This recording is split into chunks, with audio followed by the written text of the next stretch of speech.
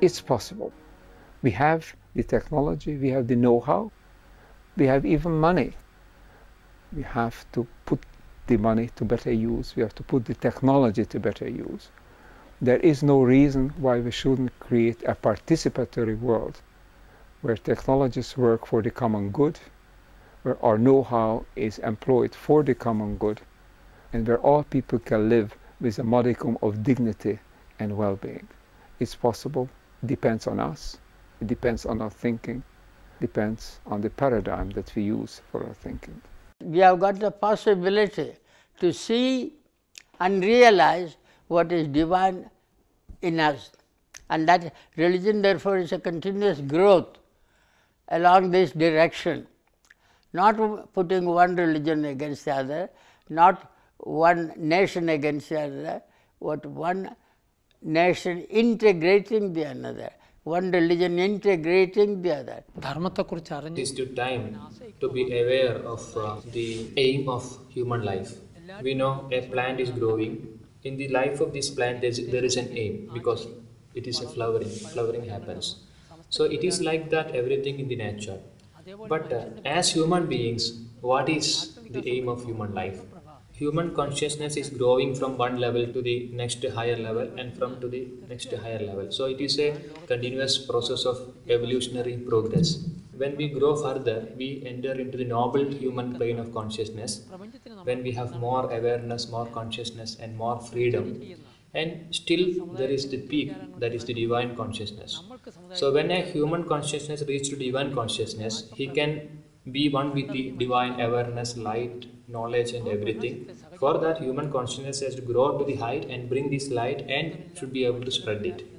Is it possible that groups who meditate together or feel deeply connected in the same consciousness could be subtly connected with each other? In the formal yoga system of philosophy, mind is a universal field. And whatever happens to an individual mind or in an individual mind affects the entire field. The relationship between people and meditation seems not to be conditioned by spatial temporal factors. During the World Peace and Meditation Day, we studied the coherence between two groups of people in meditation who were 200 kilometers apart, and we found a way to verify that interpersonal coherence in states of expanded consciousness can be non-local. From analysis of the data, it emerged that the coherence between groups was above the standard values simply due to chance. Critical mass is connected to the concept that 1% of conscious people can influence the remaining 99% of society. This understanding has been present since ancient Indian and Buddhist traditions. Even this phenomenon has been scientifically demonstrated. In 1993, over 4,000 practitioners of transcendental meditation united in the city of Washington for 6 weeks to verify the so-called Maharishi effect, the influence of meditation on the well-being of an entire city. In that period, serious crime went down by 15.6%, with a maximum peak of 23%. More than 100 similar experiments in various parts of the world have revealed analogous effects on the percentage of accidents, suicides, murders, hospitalizations, and other indexes of the quality of life. Finding the coherence, the deep unity among all groups in the world opens a new perspective on our future, a science of global consciousness. I would hope that the planet becomes more conscious with more sense of connectedness of all beings, which would automatically decrease the amount of war, would have so much more understanding and tolerance of people who think differently and look differently.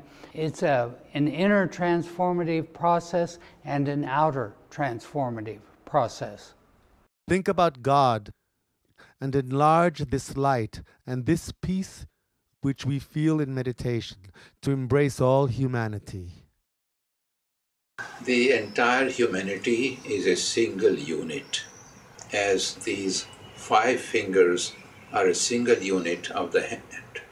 When we understand that all the minds are like fingers of the same hands of divinity, then there will not be this conflict among us.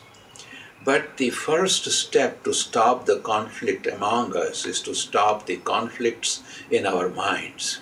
This peace has to come from the peace, the equilibrium and the harmony within ourselves, which evidently cannot be taken for granted, but must be constructed there with the knowledge of our real selves.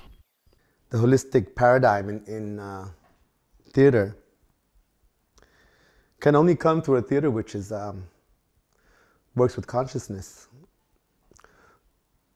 works with meditation, works contacting that which I call the inner spectator.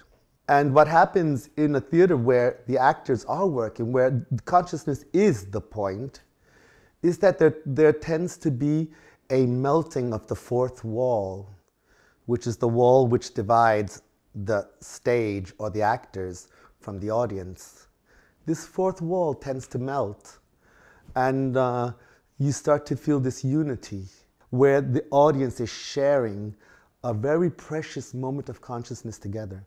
And this creates blending, unity, and I think it is the new paradigm of theater. We are all one. We are all the same universe, the same space, the same consciousness, like an ocean, but we get identified with our little islands and think that's who we are, and that's me, and I'm separate, and I'm American, I'm Italian, I'm German, I'm African.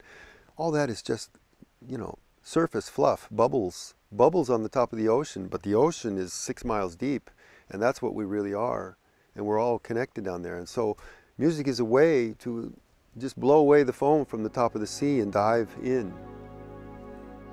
As in a laser, photons, while conserving their identity, when dancing together and moving coherently and in unison, create a unitary system.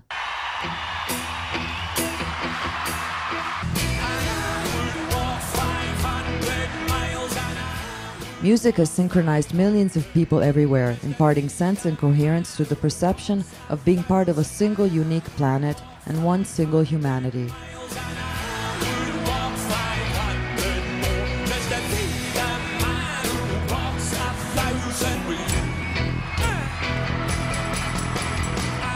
The holistic paradigm in the music is a reality in every culture on Earth.